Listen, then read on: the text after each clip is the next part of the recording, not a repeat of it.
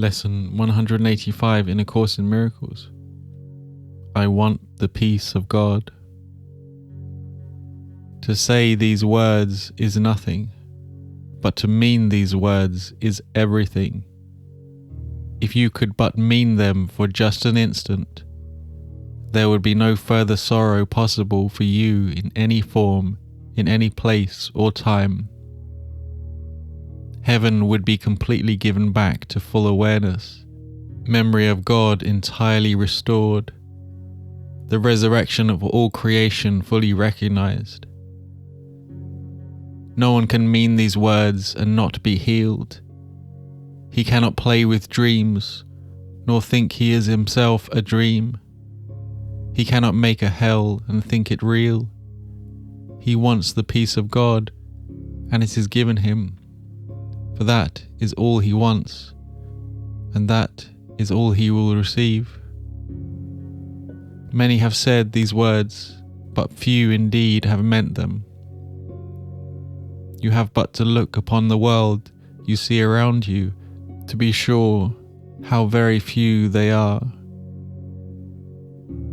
The world would be completely changed should any two agree these words express the only thing they want. Two minds with one intent become so strong that what they will becomes the will of God. For minds can only join in truth. In dreams, no two can share the same intent.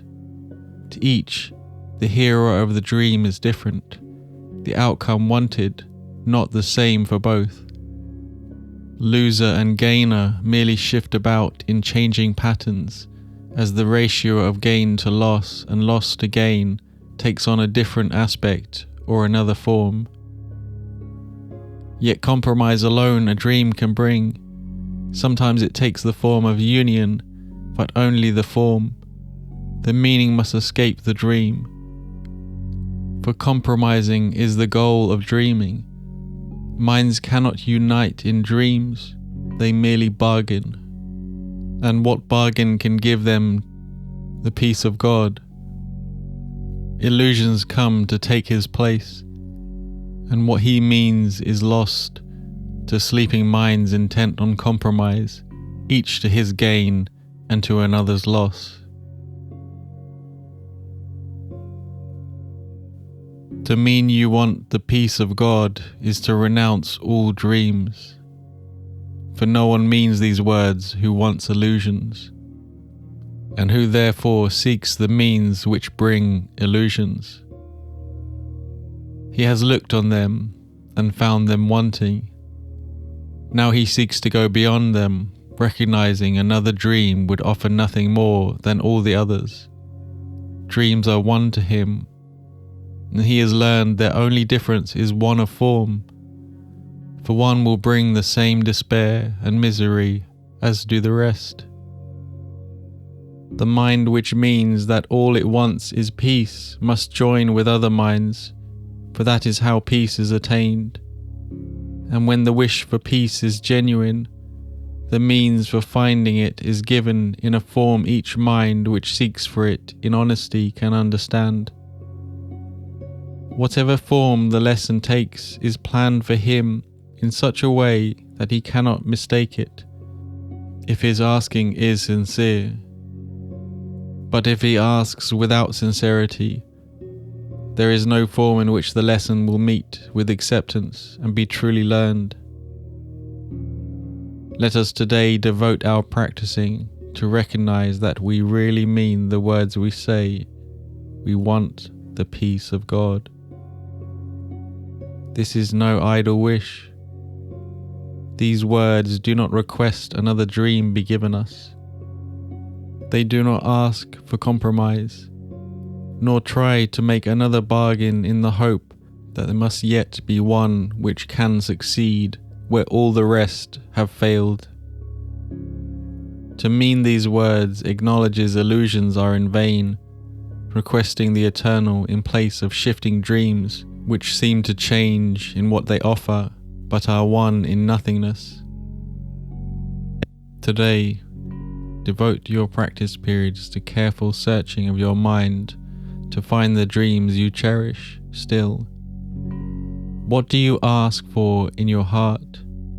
Forget the words you use in making your requests. Consider but what you believe will comfort you and bring you happiness. But be you not dismayed by lingering illusions, for their form is not what matters now. Let not some dreams be more acceptable, reserving shame and secrecy for others. They are one, and being one question should be asked of all of them. Is this what I would have in place of heaven and the peace of God? This is the choice you make. Be not deceived that it is otherwise. No compromise is possible in this. You choose God's peace, or you have asked for dreams, and dreams will come as you request them. Yet will God's peace come just as certainly, and to remain with you forever. It will not be gone with every twist and turning of the road, to reappear unrecognized in forms which shift and change with every step you take. You want the peace of God, and so do all who seem to seek for dreams, for them as well as for yourself. You ask but this when you make this request with deep sincerity, for thus you reach to what they really want and join your own intent with what they seek above all things.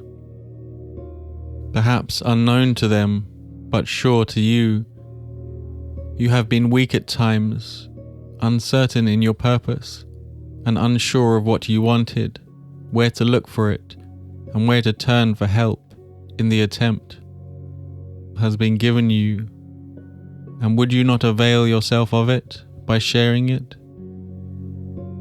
No one who truly seeks the peace of God can fail to find it, for he merely asks that he deceive himself no longer by denying to himself what is God's will.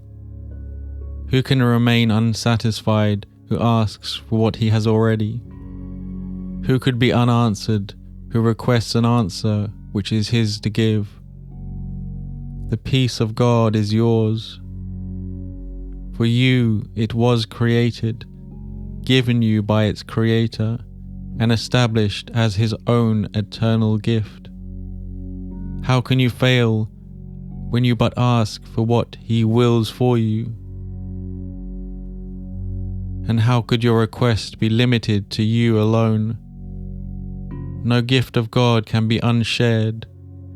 It is this attribute which sets the gifts of God apart from every dream that ever seemed to take the place of truth. No one can lose and everyone must gain whenever any gift of God has been requested and received by anyone. God gives but to unite. To take away is meaningless to him, and when it is meaningless to you, you will be sure you share one will with him, and he with you. And you will also know you share one will with all your brothers, whose intent is yours. It is this one intent we seek today, uniting our desires with the need of every heart, the call of every mind, the hope that lies behind despair, the love attack would hide, the brotherhood that hate has sought to sever, but which still remains as God created it. With help like this beside us, can we fail today as we request the peace of God?